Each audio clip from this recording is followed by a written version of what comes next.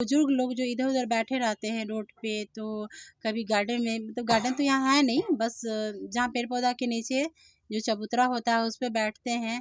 उ उन लोगों के लिए, बूढ़े-बुजुर्ग के लिए हम यही सोचते हैं कि मतलब एक मेरा खुद का है ये सोच कि इतना अच्छा आश्रम बनाएँ जिसमें सभी का कष्ट दूर हो जाए। जाके कहीं आश्रम तो मिलेगा उसको रहने के लिए। सबका जो भी दुःख कष्ट है गरीब लोग का, उसको दूर करना चाहते हैं। क्योंकि बड़े-बड़े लोग तो होते हैं तो उतने लायक होते हैं कि हर चीज़ अपना कर सकते हैं। लेकिन गरीब एक रोटी के लिए भी तरसता है रोड पे। वो देखकर तो मुझे बहुत ही शर्म लगता है। खुद अपने आप पे भी लगता है कि उस लायक शायद हम रहते तो उन लोग का दुःख तकलीफ दूर कर सकते हैं। महिलाओं के लिए यही बोलना चाहते हैं कि लोग आगे नहीं बढ़ाते हैं बेटी लोग को। बस यही कहते हैं कि मतलब बस घर का काम करो, रहो, ट्यूशन करो, कोचिंग जाओ और घर में रहो। लेकिन अगर वो लड़की लोग को आगे बढ़ाने का कोशिश किया जाए तो लड़की कहाँ से कहाँ पहुँच सकती है। ये तो समाज लड़कियों को दबा के रखने वाला है, नहीं तो लड़की किसी से कम नहीं होती है। अभी मतलब जा रहे हैं वोट माँगने के लिए, तो जाते हैं दरवाज़ा पे और छिप जाएगी पर्दा के पीछे। हमको तो खुद ही लगता है कि आज आज जो इतना आगे बढ़ गया है समाज, तो भी आज कितनी जगह पे ऐसे हैं कि लोग छिप जाते हैं। एक औरत से ही छिप जाते हैं।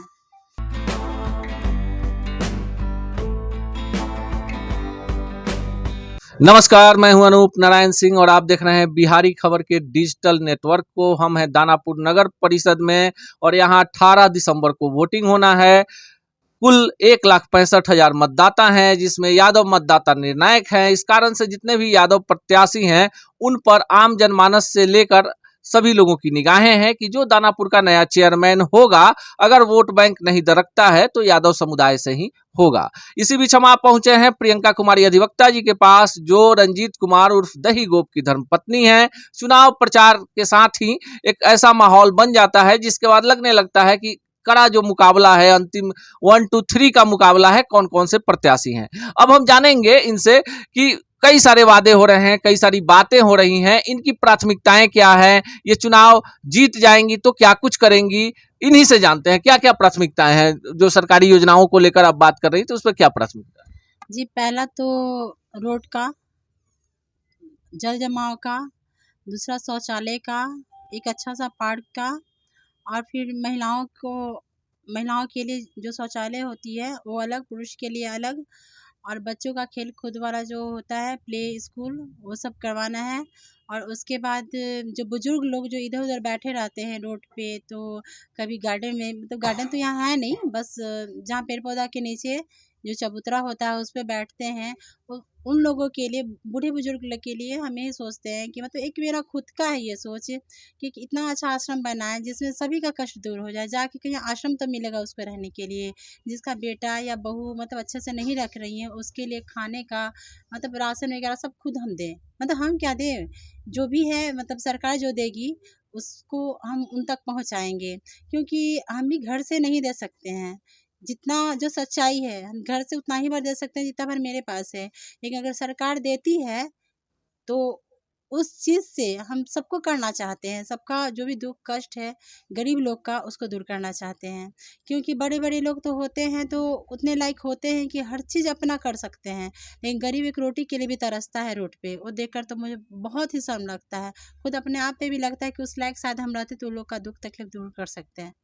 देखिए, दानापुर की बात करें, एक बड़ा सवाल है जो छूट जा रहा है। एक तरफ काफी गरीबी है, जहां पर लोगों को राशन, किरासन, वृद्धावस्था पेंशन, अंत्योदय योजना और तमाम योजनाओं का लाभ नहीं मिल पाता है। दूसरी तरफ एक ऐसी संस्कृति दानापुर आपके इलाके में आ गई है जो अपार्टमेंट संस्कृति में है, जिसके पास खूब पैसा है और वोटर दोनों हैं। दोनों के बीच का सामंजस्य जो है, काफी दूरी है, दोनों के बीच एक बड़ी खाई है। लेकिन जो तादाद ज्यादा है वो गरीब लोगों की है। तो हम चाहेंगे कि गरीबों के लिए आपका क्या सोचना है?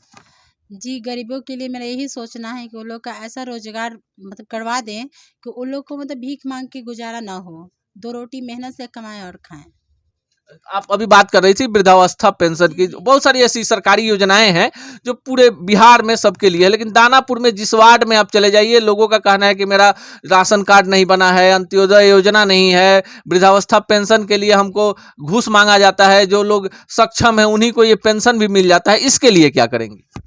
जी, कहीं कहीं घूमने गए थे इसमें ही, तो उसमें बूढ़ी लोग जो दादी लोग हैं वो लोग बोलती थी कि मेरा वृद्धा पेंशन नहीं है, इतना दिन हो गया आज, मतलब बहुत साल बता रही हैं कि 5 साल हो गया, 6 साल हो गया, आज तक हमको नहीं मिला है, क्या आप लोग करती हैं, क्या सरकार देता है। यहाँ तो सरकार बदनाम होती है। तो आपको लगता है कि आपको लोग वोट देंगे तो जितनी भी बातें हो रही हैं इन सब बुनियादी चीजों को आप पूरा कर देंगे? जी देखिए, हम खुद विश्वास करके ये चीज़ बोल रहे हैं कि जहाँ तक मतलब गए हैं घूमने के लिए, तो सबको तो यही बोला है कि नहीं, आप ही ऐसा इंसान को चुनना है जो हम लोग को करे। ऐसा इंसान को नहीं चुनना है कि कल आ जाए और कल नहीं आए, और कल मुड़ के भी ना देखे कि मतलब आप मर रही हैं कि जी रही हैं। और इतना कुछ लोग में मतलब भड़का हुआ है शिकायत, रोड पानी ये सब का, मतलब ये सब चीज़ के लिए कि हम क्या बोल सकते हैं इस सब के बारे में। बस हम ये भी नहीं बोलेंगे कि आप लोग ज़बरदस्ती हमको ये कर दीजिए, बस एक मौका दीजिए। उसमें अगर नहीं करेंगे तो बार बार हम यही बोलते हैं कि आप एक मौका दीजिए, हम करके दिखाएंगे, अगर नहीं होते तो आपको रिजाइन मार के भी दिखाएंगे। हम वो वैसी एक लेडीज़ नहीं है जो बोल कर मतलब यहाँ से हटने वाले में से हैं, हम करके दिखाएंगे। ये सच्चाई है और ये दिल से हम बोल रहे हैं। देखिए 1,65,000 जो मतदाता हैं उस पर मोटा मोटी तौर पर बात करें तो लगभग 50,000 के करीब मतदाता हैं वो अपार्टमेंट संस्कृति वाले हैं। उनकी समस्याएं अलग हैं। होल्डिंग टैक्स और जो नगर परिषद की तरफ से टैक्स लिया जाता है उस पर किसी का ध्यान नहीं है। हमने कई सारे लोगों से बात की, उन्होंने कहा कि सबसे बड़ी समस्या यहाँ पर जाम की है, साथ ही साथ सुरक्षा की है। जो आपराधिक तत्व हैं इस इलाके में ज्यादा सक्रिय रहते हैं। इस पर आप क्या कहना चाहेंगी? वो जो 50,000 वाला वोट बैंक है वो कहीं बाहर से लोग आकर बस गए हैं, यहाँ पर रच बस गए हैं, बहुत सारे प्रतिष्ठित विद्यालय हैं आपके इलाके में, उनके लिए क्या करेंगी? जी, बाहर से तो आखिर बसें नहीं हैं, और बसें भी कुछ हैं तो उनके पास मतलब स्थिति ठीक नहीं है। मतलब वो नहीं, हम लोग अपार्टमेंट वाले लोगों की बात कर रहे हैं, जो लोग अपार्टमेंट में रहते हैं, जिनके पास बड़ी गाड़ियां हैं, जो बिजनेसमैन हैं, उनकी समस्या पर बात कर रहे हैं कि उस पर कोई बोल नहीं रहा है। उनका मानना है कि हमारी सुरक्षा कौन सुनिश्चित करेगा? हमसे जो टैक्स लिया जाता है उसके बदले हमको सरकार क्या देती है? इस पर हम आपका जवाब चाह रहे हैं। जी, जिसके पास फ्लैट है, अपार्टमेंट वगैरह है, तो अब टैक्स लेती ही है, तो इसमें तो सरकार की ही गलती है। ये तो अगर हम बढ़ावा किसी चीज़ को देंगे, तो आगे बढ़ते ही नहीं, जो जाएगा। टैक्स आता है वो नगर परिषद को आता है, तो नगर परिषद की चेयरमैन पद की आप प्रत्याशी हैं, आप चुनाव जीतेंगी, तो आपने बता दिया गरीबों के लिए आप राशन की राशन, खाने पीने और क्षेत्र के विकास की काम करेंगी, पार्क बनवाएंगी। लेकिन जो अपार्टमेंट में रहने वाले आपके वोटर हैं वो आपसे सुरक्षा चाहते हैं कि कम से कम पूरे इलाके को तीसरी नजर यानी सीसीटीवी से कैद कर दिया जाए। उस पर क्या आश्वासन देंगे? जी, हम हर मतलब जो होता है रोड के साइड सीसी कैमरा जो होता है, टीवी वो सब लगाएँगे, हर दरवाजे पे लगाएँगे, जहाँ फ्लैट है, अपार्टमेंट है, उसके गेट पे लगाएँगे, कौन आ रहा है, कौन जा रहा है, किस तरह का आदमी आ रहा है, मतलब हर जगह सीसीटीवी कैमरा लगाएँगे कि कभी चोरी ना हो, कभी किसी के साथ गलत नहीं हो, क्योंकि उसके डर से लोग भागेगा गलत करने के लिए। आधी आबादी के लिए क्या कहेंगी? जो महिलाएं हैं, लड़कियां हैं, उनकी आवाज दब जाती है घर में। पुरुष ज्यादा मुखर है, अगर आप वोट मांगने भी जाती होंगी तो घर के पुरुष बाहर आते हैं, वो आके बोलते हैं ठीक है हम आपको वोट देंगे। लेकिन जो महिलाएं हैं, जो लड़कियां घरों से बाहर निकलती हैं, बाजार में जाती हैं, कॉलेज जाती हैं, उनकी भी समस्याएं हैं जिससे आप रूबरी हुई हैं, उनको क्या आश्वासन देंगी? जी, पहले तो महिलाओं के लिए यही बोलना चाहते हैं कि लोग आगे नहीं बढ़ाते हैं बेटी लोग को। बस यही कहते हैं कि मतलब बस घर का काम करो, रहो, ट्यूशन करो, कोचिंग जाओ और घर में रहो। लेकिन अगर वो लड़की लोग को आगे बढ़ाने का कोशिश किया जाए तो लड़की कहाँ से कहाँ पहुँच सकती है। ये तो समाज लड़कियों को दबा के रखने वाला है, नहीं तो लड़की किसी से कम नहीं होती है। अभी मतलब जा रहे हैं वोट माँगने के लिए, तो जाते हैं दरवाज़ा पे और छिप जाएगी पर्दा के पीछे। हमको तो खुद ही लगता है कि आज आज जो इतना आगे बढ़ गया है समाज, तो भी आज कितनी जगह पे ऐसे हैं कि लोग छिप जाते हैं। एक औरत से ही छिप जाते हैं।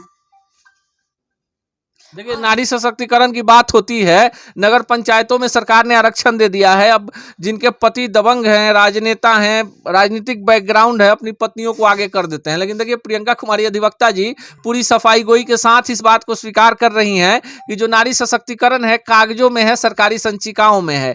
आज भी महिलाएं मुखर होकर अपने प्रत्याशी से अपनी बात नहीं कह पाती हैं, जबकि उनके वोट का मूल्य भी बराबर है। प्रियंका जी, चूंकि चुनावी सरगर्मी है, आपको कई इलाकों में जाना है, आखिरी सवाल, जो आपका चुनाव चिन्ह है उसके बारे में बताएं और लोगों से क्या अपील करेंगी वोट मांगते हुए, चूंकि अब समय काफी कम है।